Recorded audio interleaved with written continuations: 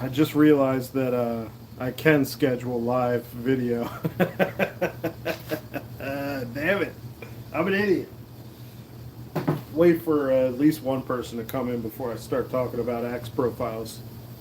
Maybe a little bit of profanity as well. Maybe a little bit of. I used to be a stripper, so maybe we'll talk about that. Now I'm a hooker. Where's the camera? Now I'm a hooker. Bad timing, Zachary. I was just telling a story about how I was a stripper and now I'm a hooker.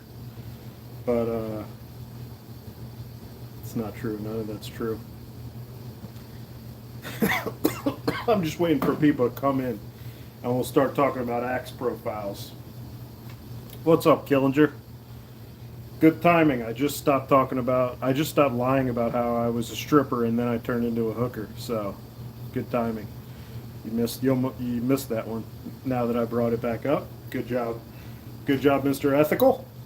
Oh baby! By the way, this is my main splitting axe. Yeah, I do have the charm and the soulless eyes of an ex stripper, don't I? No, I'm kidding. I think I have very sad eyes. I just look like I was beaten beyond belief when I was a child, don't I? Wasn't beaten physically too much. Sup, stripper? I'm telling you, I really knew how to work it. Pole dancing is for pussies, to be honest. If you're a stripper, pole dancing's for pussies. You need a prop? Come on, you got your beautiful body. No, but seriously, why do people like that? Why do people like women spinning around a pole? I don't really, not my thing. I like winning. I like women spinning around me more than like a pole. Like, stop touching that pole. Get rid. Let's forget about the pole, okay? God damn it. Maybe. Oh, dude, what if they spun around an axe? If you like had an axe attached to the ceiling? Yeah. Strip clubs are not my thing either. It's just weird. It's just like the eagle has left the nest, aka Puget Sound. Oh, that's awesome, Brian. I wasn't expecting it that fast, dude. That is awesome, guys. If you don't understand what just happened there, Brian Larson is you're Rover Brian, right? You used to be Rover Brian. He's sending me Puget Sound, which I'm so excited about. This is one of those. I mean, I wouldn't. It's kind of like a white whale for me. A Puget Sound. I've always wanted to at least touch a Puget Sound. Now I'm going to get to see one. He tempered my expectations. He said it's a little worn. I don't care about that. He said it might even have a splitting profile. If that's true, that's even better because I'll actually use it. If it's a Puget Sound that's like clean, I can't really use that for anything. In between camp trips and ocean fishing trips. Wow, you're doing a nice. That's a nice summer for you, Rover Brian. Yeah, but anyway, if strippers danced around axes, we'd like that, wouldn't we? But yeah, can we talk about strip clubs? It's just very weird. It's kind of like when you're a little kid and your friend puts on porn. What are you all just supposed to jerk off to the porn together? It's weird. We just, all of us are either containing an erection or we're so desensitized and numb. We are just sitting there with limp dicks staring at titties. It's a little weird. It's a very strange thing at a strip club. I was actually going to call this going live axe profiles and profanity. I really should have called it that, shouldn't I? So I've been thinking about, your presenter voice. Going sober is very uncomfortable. What do you talk? Oh, going to a strip club sober. Yeah, it's really for drugs. That's what it is. All my friends that like strip clubs are like cocaine people, and I'm not a cocaine person. I don't even know if you can call them my friends anymore. So, when I was little, I got real. I thought that someone that I knew, it was apparently a lie, but supposedly they went to jail for cocaine. So it was like in my head that I hated cocaine and stuff, and I didn't like pills anyway. So I was kind of like a little bitch. My friends were like, "We just did cocaine." I started crying. I wasn't that young. I was kind of too old. I was like 17, 18. That's a little too old to act like that. I don't know. I was very weird. I was very strange. I had a strange childhood. But yeah. Now I look like I do cocaine, but I just, no. Actually, no, I don't. I'm way too fat for cocaine, right? You ever met a real fat guy that does cocaine? Other than like Chris Farley and Artie Lang. Not a lot of fat cocaine guys. Okay, maybe we should stop talking about this. Maybe we should stop the cocaine talk. But it is fun to keep repeating cocaine, isn't it?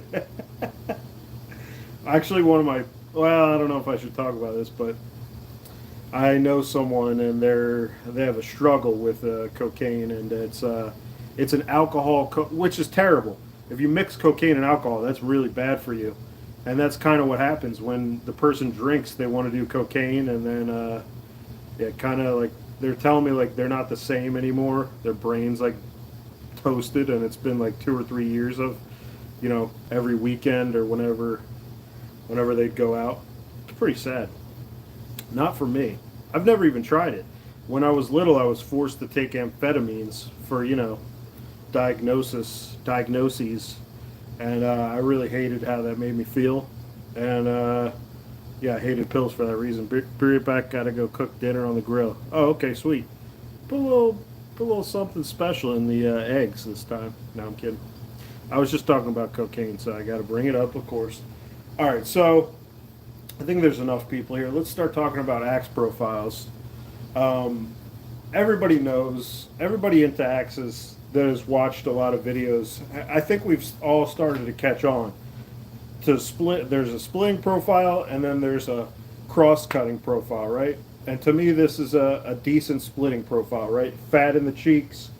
It's not too thin up front. It's not like thin all the way to, if it's thin all the way to here, that's tough. That's very tough. That makes it stick. And when we talk about splitting profiles, we're not just talking about how well it separates one piece of wood from another piece of wood. We're talking about how well it doesn't stick, because that's what tires you out when you're splitting. So this is my main splitting axe, right? I've showed you guys this before. It's from the 1800s. How can I make this brighter?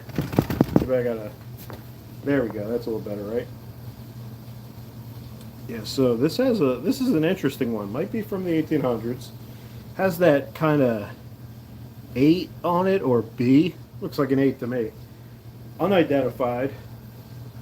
It's just a sweetie pie. And I found this handle in the trash. I put it on this handle, 36 inch.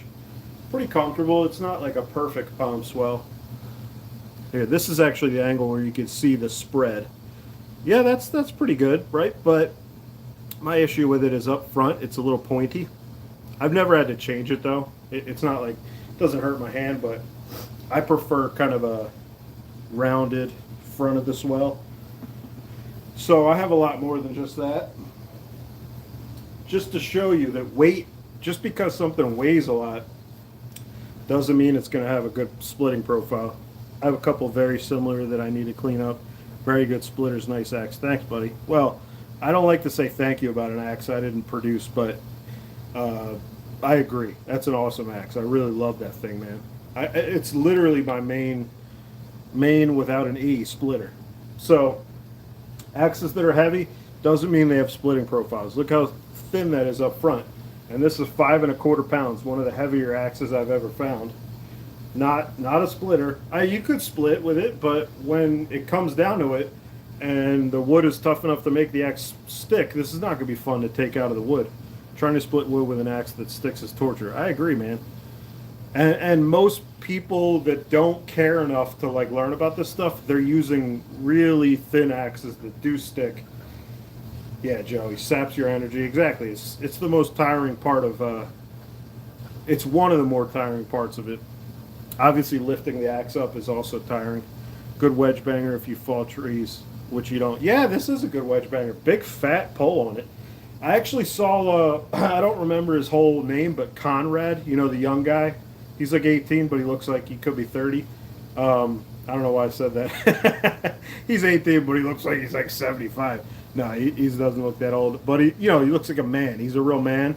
And I saw him making an axe, and his pole was kind of thin, and not wide. And the reason why he said he liked that is so he can get to those wedges that are kind of buried deep.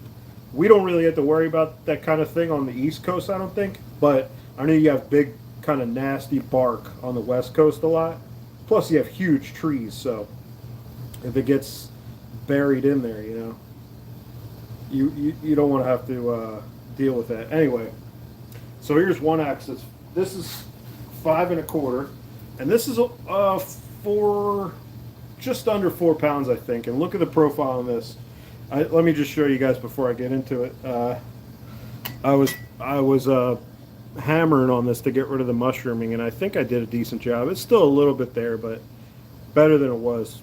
I just have to get rid of that kind of sharp stuff going on. You see it sticking out right here. Yeah, I want to get rid of that. Maybe I'll take a file to it. Also, kind of that. Maybe I'll even use a Dremel. I haven't done that yet. But look at the profile on this.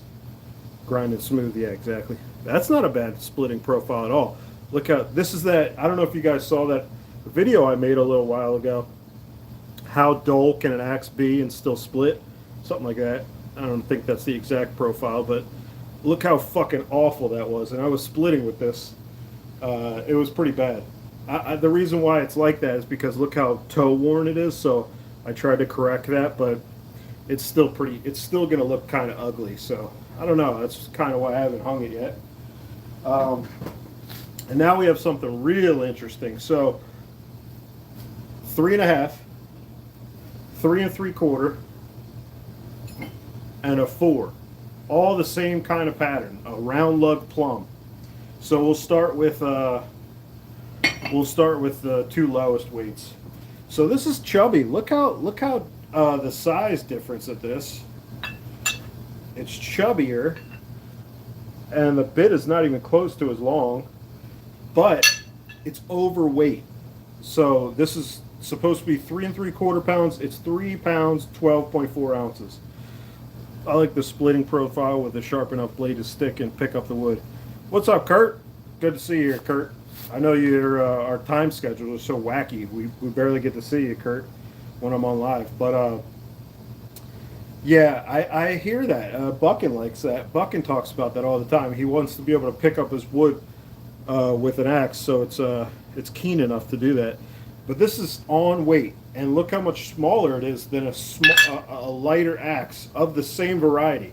These are the same exact type of axe, a round lug plumb. This one's very old though, so just to show you that it is a 3.3. I don't know if you'll be able to see this, but on its weight stamp is on the pole. Caught one. It's 8:25 a.m. Sunday morning. Wow. 8:25 in Australia. 8:25 in Australia is like 6 o'clock a.m. Nah, everything's tougher out there.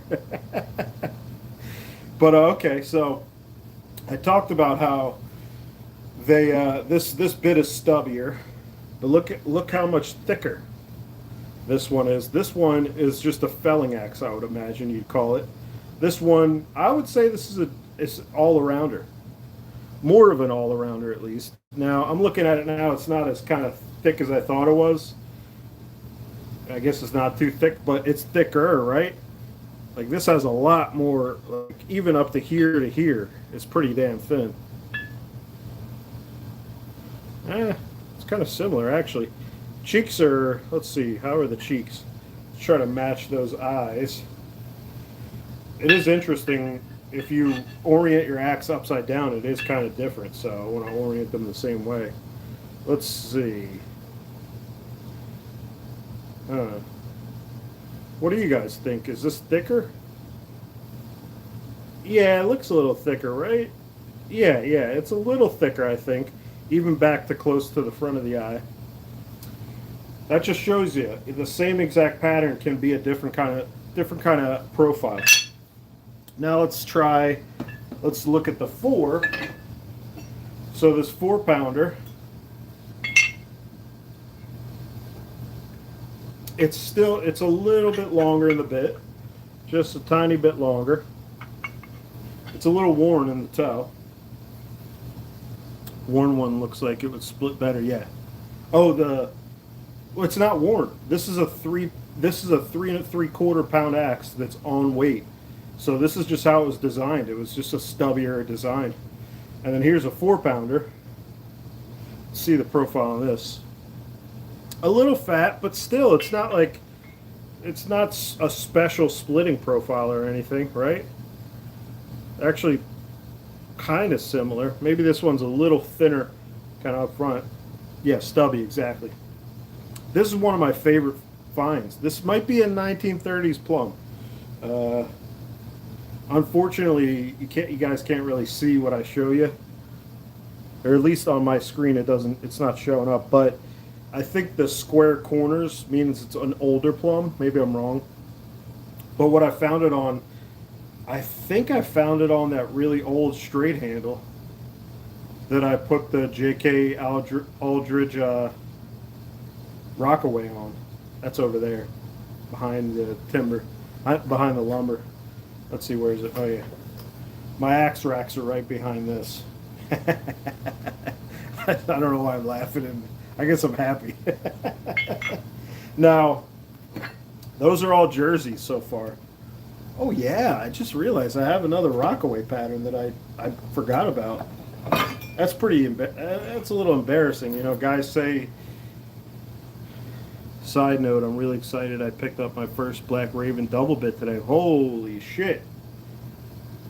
You picked up the most expensive common. Well, I guess common.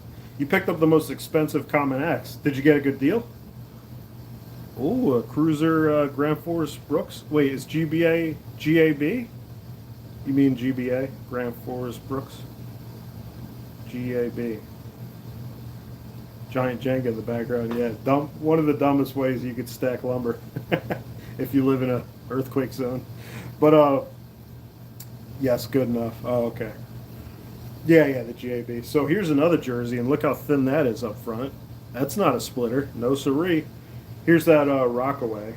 This one's worn, so that has a splitting profile, but it's 3 pounds. So it doesn't matter if you have an X that's Giant. Yeah, I'm cracking up about it too. I actually like to play Giant Jenga and destroy my toes when it falls on me. Some were GBA, some were stamped. Oh, really? Oh, I didn't know that. So here's that worn Rockaway. You can see the toe is worn. So I saw this at the flea market, right? And right when I got there, there was another guy, and he was like buying it. And I saw how much he offered, and you know, you're really not supposed to one up someone and say, "Hey, I'll buy for, $70." If that guy offered 65, I wouldn't do that. That's a real scumbag thing to do. So I just told him about it. I was like, "Oh, that's a Rockaway pattern. That's a cool one. It's very cool." I hope you guys didn't hear that. You can see it looks like it was ground. Yeah, somebody took a grinder to it, and it's the bevel's like there. It's not they didn't do too bad of a job, and it doesn't seem like the edge is ruined. We heard it. Sorry, Joey. Should I play Giant Jenga and topple a mountain of lumber on myself for it? Yeah, so he picked this up. He bought it. I said that's real cool. I told him all about it. And I was my pal Mike, who has been on the live before. He was selling at the flea market, and sometimes he lets me sell a few things at his tables. And the guy came over there when I was over there, and he kind of said, "Yeah, I'll sell it to you." And he just, he gave me a real good deal. He didn't go, "Okay, $100 more." There was a little bug. That's why I did that. I'm crazy. That's why I did that. I'm telling someone to come over here. Telling a shadow to come over here. So yeah, it was awesome that I got this because it did need to happen.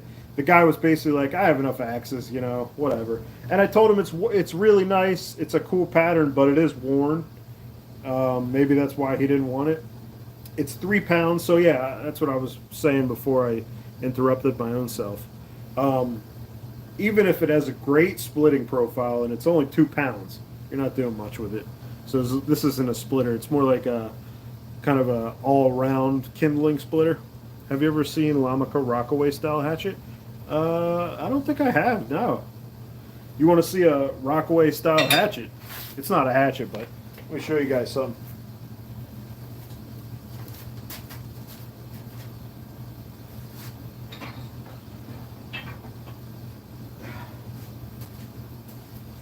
Remember this? This was the mysterious Rockaway pattern hatchet. Now it is 3 pounds, so it's not a hatchet, but look how small the eye is. Very tiny little eye. For a even a boy's axe has a bigger eye than this, I'm pretty sure. Yeah, let's go get a boy's axe.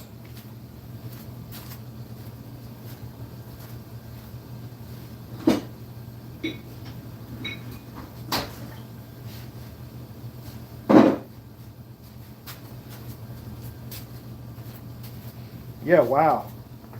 Wow, this is actually pretty crazy. Yeah, this is one of my favorite finds. It's too bad. It's probably not a Rockaway, but it looks a lot like a flooring hatchet, but it doesn't have a single bevel. It's double bevel. And look at the waffle pattern on the pole. Very cool. Someone showed me another one of these, so they are real. It's not like someone modified it. It had the same waffle pattern on the back. That's a non-coke eye. Are you talking about cocaine? Yeah, look at this. Look at this. So, look at the size difference. This is a new boy's axe. This is the Council Tool Sport Utility. Look how much longer the Council Tool boy's axe eye is. I mean, that's crazy. Yeah, this is a really cool camp axe. I should probably put a better edge on it. I did use it a few times. Not bad in softer woods, but it's a little too fat to cross cut with all the time. But man, I love this thing. Very cool axe. It's cool. I already showed you guys 2 possible Rockaway patterns. I don't think it's a Rockaway. I don't think that's what it was called if it was in a catalog. Let's see. Speaking of profiles, dog shit, right? Not much, you know. It's a boy's axe, but still, it's just nothing to write home about. Pretty flat. I mean, not dog shit. There's a place for thin cheeks and even concave cheeks, you know. Go to like here, and then it concaves here, and then it gets fatter, finally.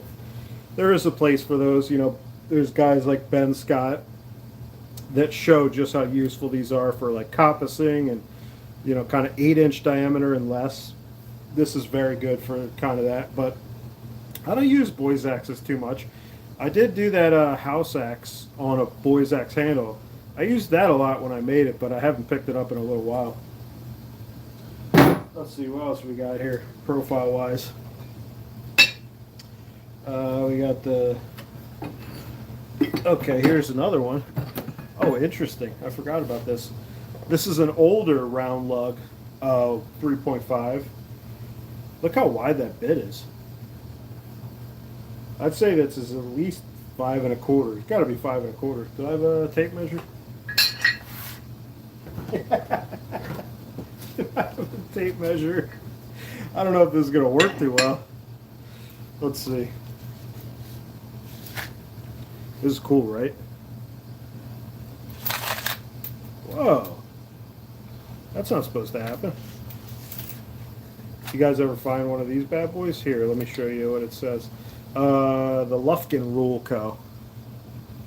Very cool. So if I wanted to measure something more than, it's got to be 50 feet, right? Yeah, 50 feet. So if I wanted to measure timber, this is probably what I have to do that. My camp axe is 2.5. I'm guessing you meant 2.5 pounds. Oh, what's going on here? My little roller seat is feeling a little wonky. The weight limit is infinity, so I'm afraid I'm going to break it. 2.5 GBA double bit. Oh, you bring a double bit? That's awesome. Lufkin tapes are good. Yeah, I don't know about Lufkin. This one's pretty cool. It looks pretty old to me. Maybe 70s. It's got like fake leather outside. I don't know if it's, I'm pretty sure it's fake leather. Not bad though, right? By the way, last live I did, I realized after that I didn't have Wi-Fi on for the first, little bit. Man, that really pissed me off. I really saddened myself there. There we go. I love this thing. If I ever, like I said, if I ever need to measure a big stick of timber, like say I'm riving something for like a log cabin, this is my tool for that. And it even has a little catch, so you could, put a nail in or whatever. Interesting. It's got kind of a nice design here with the little lever to rotate it. Oh, whoops! Oh, shit! Oh, fuck! Shit! Yeah, doesn't that look pretty nice? Got extra like design to it. Doesn't need to look that fancy. I know that's not like super fancy, but whenever something has an extra design, I'm like, oh, that was maybe a little more expensive back in the day. Let's see, what other stuff do I got to show you guys? Oh, here's a Collins. Trying to figure out what's going on. So this is a newer Collins. No, this is more almost concave, like it kind of concaves between here and here, right? This is a boy's axe, paper label Collins, probably 80s or 90s, right? Not too old. Upside down. Anything on the back? No. I would use this for a hatchet. This could be like a carving hatchet. It does have a little sweep to the toe, a little sweep to the heel. Not a bad carver right here. Actually, it's feeling a little light. I don't know if it's 2 pounds. Let's see. Oh yeah, I've showed this before, but I really want to talk about this. So when people think of the wedge pattern, they think splitting. It's elk sack leather skin. Tell me that I'm holding a measuring tape made of ball sack. It's my favorite ball sack measuring tape. This is a wedge pattern. I've showed it before. Snow and Neely, a beauty. Oh, other side. Just a gorgeous axe. I got this in a tray from Axe Yankee, my main pal. He lives in Maine. That's not a splitting profile at all. And even if you're bucking with this, I mean, it doesn't look like it would be not sticky. Sure, it's a continuous taper, but how that taper from here to here is not fat at all. It's not going to pop. It doesn't seem like it's going to pop chips, really. Doesn't seem like the wedge even matters when it comes to sticking. Like, how far do I got to penetrate? This far for that to matter? I don't know. Not a special profile on it, but a wedge, which is really cool. Like, look how fat that pole gets. Big old fat pole. Not very tall. The eye isn't very tall. It's almost like a Michigan pattern if you know what I mean. It's almost like a Michigan pattern. Just because the eye isn't very tall, and it kind of does have a nice little sweep below the heel. Let's see what else we got. Oh, here's one of my special ones that I've been saving. Other than that king cutter with the bevels, I have been saving this axe for the right handle. Maybe I'll make one. It's a Warren 4. What else does it have on there? USA. I don't think that means it's a war. I don't think that means it's from the war, right? If it's a 4-pounder. But look at the Yankee bevels too. I just realized. Yankee bevels. Beauties. I guess this is a Yankee. I don't think this is a Dayton now that I look at it. Just because there's so much sweep up top. Yeah, it kind of looks like a Yankee to me. Yankee bevels, Yankee axe. Yeah, you see those bad boys? But it is kind of confusing how we talk about this is a bevel right here, and then this is a bevel as well. But you'll just have to figure it out like I did. Any other stamps on here? By the way, I've said this before, but you know, there's always new people here. If you ever want to look for stamps, you know, of course the face is obvious, right? But you also have the back of the pole, and you also have below the pole here, and right here, ahead of the eye on the bottom. I don't think I've ever seen a stamp on the top of the pole, but you know, just make sure. You know, there's always like close to the pole, people will kind of grind and get rid of stuff that could have been there. But there's also the back of the pole and below the pole. I have a oh yeah, that I've been told that plums with weight stamps on the pole are kind of rare. So I showed you that one with the 3-3. Let me just quickly show it again. I have another one that I'll have to show you guys. Oh, I don't even think I've shown this other axe that I'm thinking of. Can you see it? It's somewhere around here. Oh, nope. Oh, I was about to. I was about to use my phone as a flashlight, and I checked my pocket. Yeah, I'm filming on my phone. Smart. I deserve to go back to stripping. Am I right? But anyway, so this is that 3-3. So kind of rare to find a plum with a weight stamp on the pole, I've been told. And let me just go get the other one.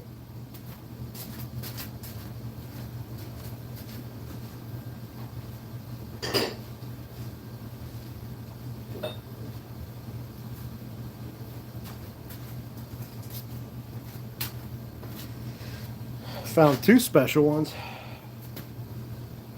Before I get into this, I was about to say how it's people kind of get mad at people that collect a lot of axes because I like left a rockaway pattern just sitting there and I forgot about it.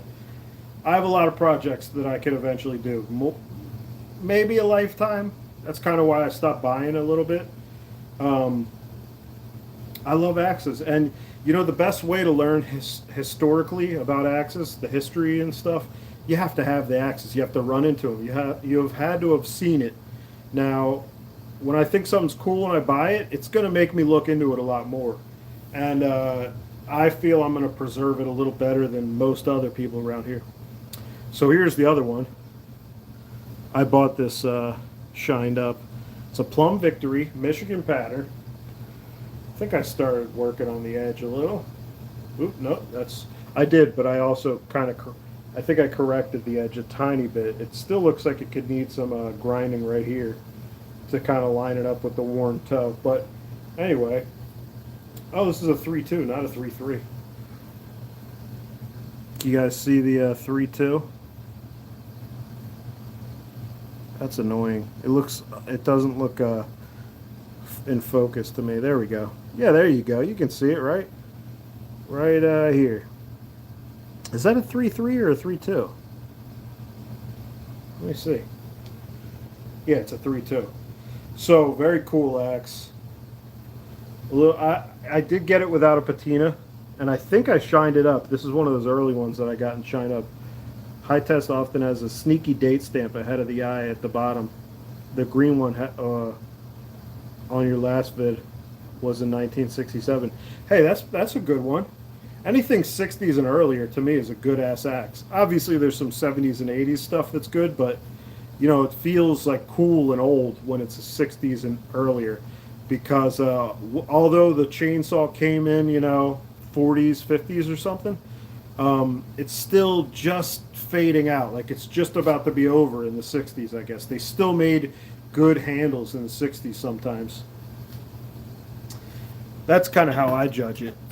They have that sweet handle. Obviously, they had pretty shit handles in the 1800s and 1700s sometimes, but you know, hell, if they used it a lot, I guess it was good enough. Let me get a little drink here. I got to start repacking for the next trip. All right, Brian. Dude, it's awesome you gave me a Puget Sound. I am so fucking excited for that. I'm gonna take it to the strip club. All the girls are gonna love it. All the girls are gonna dance. I'm gonna show you guys. I'm gonna take a video of the girls dancing around the Puget Sound pole. Speaking of poles, the project I'm working on, the 54-inch handle. I could get some girls to dance around that bad boy, can't I? Maybe I'd have to have some smaller, kind of shorter girls. Yeah, you can start to see design changes once the 70s hit a lot of brands. Flatter cheeks for one. Yeah, exactly. Yeah, that's really, I guess what I should have said is less convex tie center lines as well. But yeah, the handles, the high center lines, the flat cheeks coming in. The 70s kind of was like the beginning of the end. And then the 80s was like, just look at the cars back in the 80s. You know people gave up on good stuff back then. Imagine the splinters on a wooden stripper pole. You know, I've actually... So, because that lady wanted a hatchet that might have had a dick on the end, I've thought about this. She wanted me to make the hatchet handle to have like a dick palm swell. I really almost tried doing that, but I realize I'm not a sculptor, and I'm not a dick sculptor, especially. And I told her, you know, you better not like use this as a dildo or something. I gotta bail. All right, Brian, have fun on your trip, man. I think this is the fishing trip or something. That's awesome, man. You're having some good times. I'll definitely update you guys when I get the axe that he sent, Rover Brian, aka Brian Larson. Um, so the splinters thing. I've seen a lady on Instagram who makes dildos out of wood, I think. I guess she just polishes them up. Hey, listen, if I'm making a dildo for a lady, I'm not using polyurethane. We're gonna polish that bad boy up as best we can. You know, we're gonna get it wet. We're gonna knock down the fiber after that. Then we're gonna get, you know, we're gonna take it to 9,000 grit, maybe 400,000 grit. I just thought about something I can't even say. It's so disgusting what I just thought of. If you thought what I was saying before was disgusting, you should hear inside of my own head. Oh yeah. So the last live, thank God I remembered this. All right, I thought Kurt was leaving, but yeah, Brian's just saying goodbye to Kurt. So I was talking about vintage handles. How the fuck did I forget to show this? It was right beside me too. I just forgot to pick it up. So look at this awesome curly handle. When vintage handles are curly, when vintage handles are curly, they almost get like a dark spot between the curl, or the curl gets dark. I don't know which one it is. Look at this fucking extravagant handle. My God, I hope. Now this is a stripper pole. The ladies are loving this one. So this is that Rockaway pattern that's, you know, got in a car accident. Bent the shit. Fishing for tuna and salmon. Oh, sweet. I really want to do a catch and cook one day in my life. If I don't do a catch and cook before I die, what a devastating loss that is. Not that I'm dead, that I didn't get to do a catch and cook. But yeah, look at this, crunched. This was the Model T in an accident at 70 miles an hour. Actually, I think cars used to be way more rigid, right? Now we have like crumple zones, so the car takes the impact instead of the person inside of the car. So yeah, this is like it's like a smart car. No, I don't know. Didn't smart cars have really good safety ratings? Anyway, look at this fucking gorgeous handle. The palm swell gets me going. What a beauty. I don't even get how people make axes that jacked. Yeah, I mean, look at the severe mushrooming. You could see the severe mushrooming right here. Up to it literally looks like it. Oh God, look at that. The pole was not even this wide, and look how wide it got up here. Yeah, it's mushroomed at the bottom too, but God damn, they fucked this thing up. So I think Rockaways are known to crack at the bottom of the eye here. I was told from pounding metal in the old days. Yeah, definitely. They go metal to metal. That's what happened. Just absolutely crunched it, which is really unfortunate because it might be a actual genuine McKinnon Rockaway. Remember when I was obsessed with the McKinnon family for a while? And the Rockaway pattern? Look at that thing. Fucking hell. Destroyed. But to me, this is still a piece of history. And just the fact that it's on a curly handle, that's insane. Insanity. This is a 34-inch handle, so I wonder how old this is. Look at my hand. Look how it's touching. So it's nice and thin. The swell is thicker. It's a lot thicker. But wow, it feels good. This is just one of the most beautiful handles I've ever found. Just gorgeous. Actually, a guy wanted me to make him handles, right? And I told him I got to wait for my white oak to dry. Oh, hold on. Well, let me tell this and then I'll read what you said. He wanted me to make handles. He wanted me 2 handles. And I said I got to wait for my oak to dry. And then I think he deleted his Instagram or he blocked me or something. Unfortunate, because I was going to make him, he wanted 34-inch handles and this was going to be the template. Okay, here we go, Ryan. Let's see what you said. Emerson and Stevens' old Kentuckys are almost identical to a Rockaway, minus the belly to the heel. That might well be a main handle, Brian. Um, yeah, could be. Although it's a rockaway pattern, so that's North New Jersey, I believe. Uh, but yeah, it could be. Come out to the West Coast. We have our own lake with 20 inch trout. No, I'm not rich, just lucky. Yeah, I wouldn't. Um, yeah, that's awesome, man. I just had trout for the first time. Steelhead trout, which, if you guys don't know, steelhead trout is genetically similar or genetically the same as rainbow trout, but it travels to salt water. I guess it migrates, um, and it's similar. But I didn't know that the flesh of trout is like kind of almost salmon-like. It was so fucking good. I love that handle. Yeah, me too, man. Just gorgeous. All right, Brian. You don't. I don't want to keep you here, bud. You got to go on that fucking trip. You got to go. You got to go murder some tuna and eat their guts. Well, not their guts. Consume their flesh. Yeah. So. Oh, you know what? That's weird. So I thought this was a 34-inch handle, and I thought this was a 36-inch handle, but they don't look too different. I'm lining them up. So the heads are lined up, and look. Oh, wait. Yeah, what the hell? Here, let's use our elk nutsack skin measuring tape for this. I love getting my hands on a nice nutsack skin.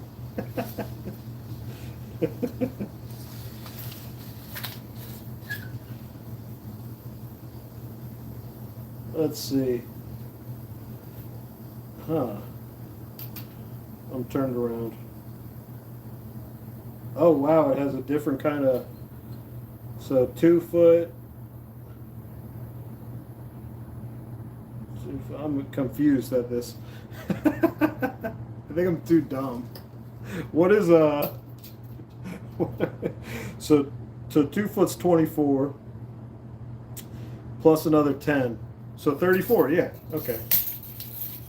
So I guess the other one is close to like 34 or 35. This thing is sweet. All right, Brian.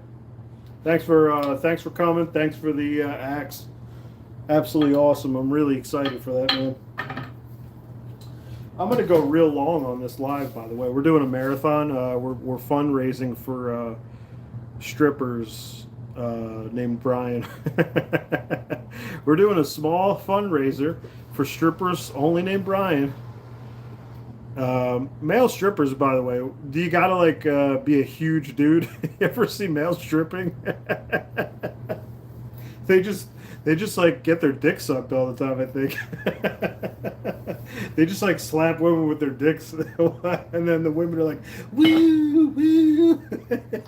It's a little different than female stripping, where they just like kind of shake their tits and like they take you to a private room and you can pay for a blowjob. I don't know if they do that with the male strippers, but there's a comedian named Dante Nero who was a male stripper.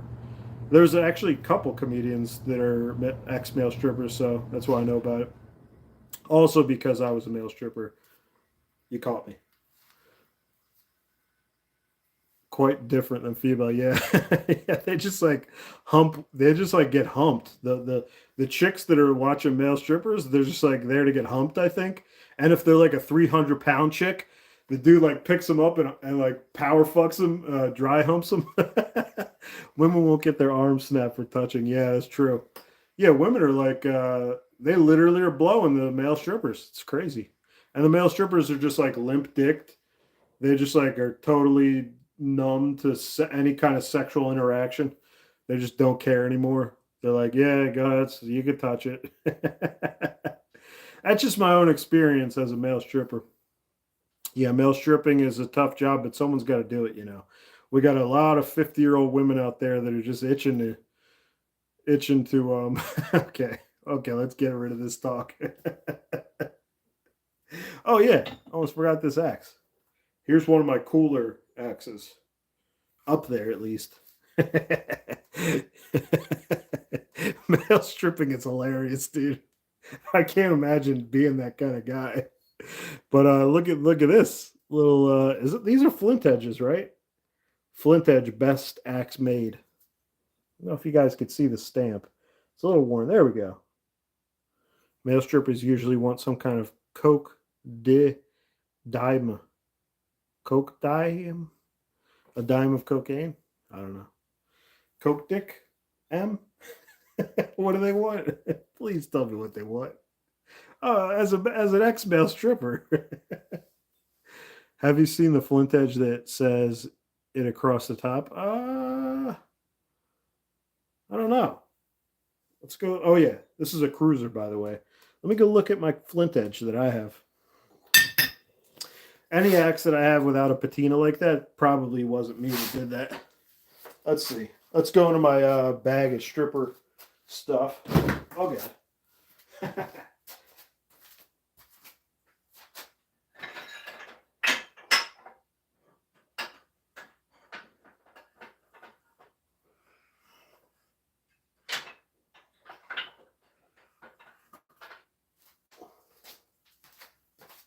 Yeah, no.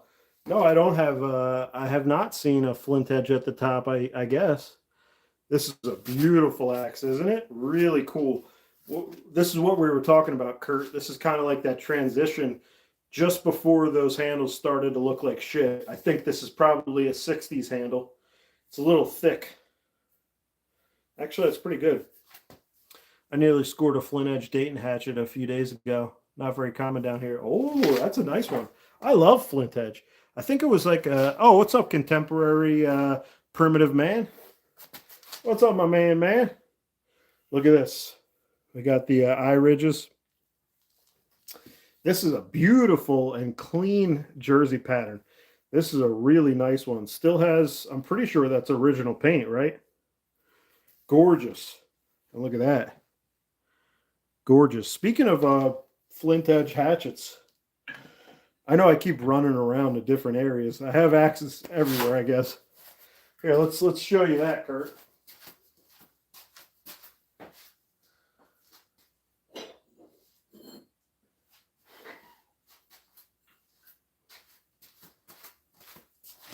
All right, so speaking of flint edge hatchets, look at this tiny little fella. I think it's a 1-pounder. Cute little thing. If I'm selling to a lady who wants something a little more expensive than like an unbranded, I'd probably tell her, hey, this is really cool. Pretty clean too. Only thing is the dumbass at the flea market painted it. Oh, I hate this. I don't hate him, but he's really a dickhead, the guy that sold this to me. He paints everything purple. He paints the handle purple, and he paints the head black. You could even see he left a, price. But I told him, like, nobody wants that. I wasn't being rude to him, but he's so rude. He's such a dickhead. Yeah, I do like the little tiny ones because they're really fun for carving. Like if you want to do fine detailed carving, I recommend something a pound and lighter. It's just so much fun to get to the curves with something real tiny. I also, speaking of hatchets, I think Kurt, you'll like this one because you guys don't have these probably. True Temper Tommy axe. Woo, baby. It says no taff on the back of both of them. These are really clean. I remember when I used to look at eBay, these were pretty expensive. Yeah, good belt axe with a leather sheath. Yeah, exactly. Look at these babies, Tommy axes. Very clean. I know you're thinking like, why do you need two of them? Well, they were both really clean, and I could make handles for these and sell these. I think that's probably what I'm going to do eventually. I haven't been hanging too much stuff now.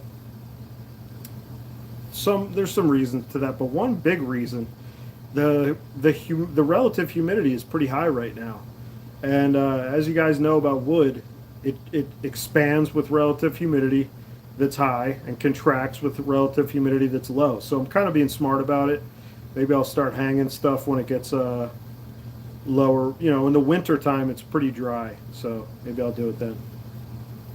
But yeah, these are some beauts, aren't they? Gorgeous axes. Let's look at the profiles on them. I actually ruined one of these back in the day when I bought it online. I removed the claws. Now, it was a broken claw, but I cut them off because so dumb, so dumb. I cut them off because when I was carving with them, the claws would dig into my they would dig into my hand. Just get a different hatchet if you want to carve, right?